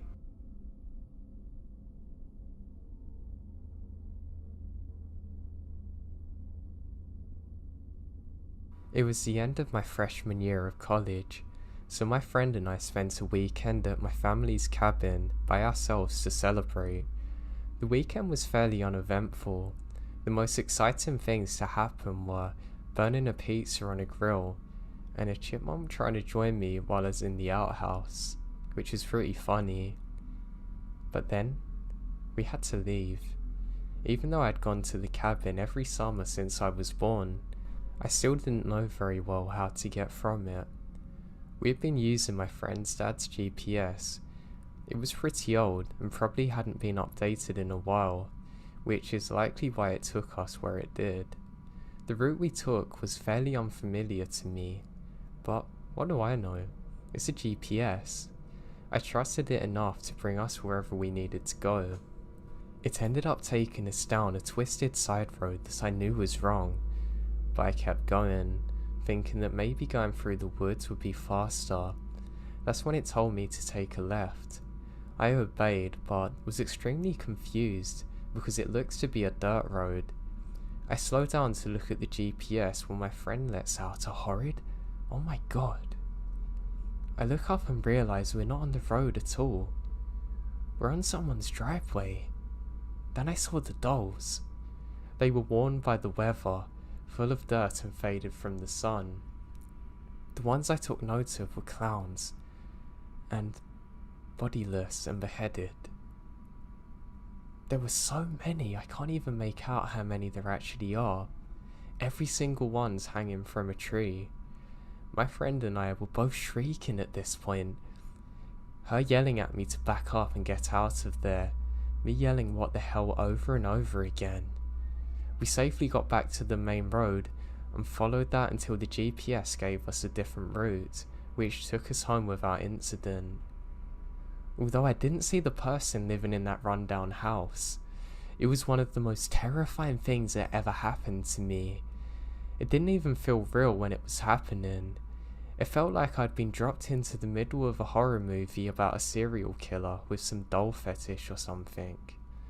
Sometimes I wonder what would have happened if the person who lived there actually saw me pulling up. But I try not to let my imagination get the best of me. I hate to think of whoever's responsible for that house, if they still lived there.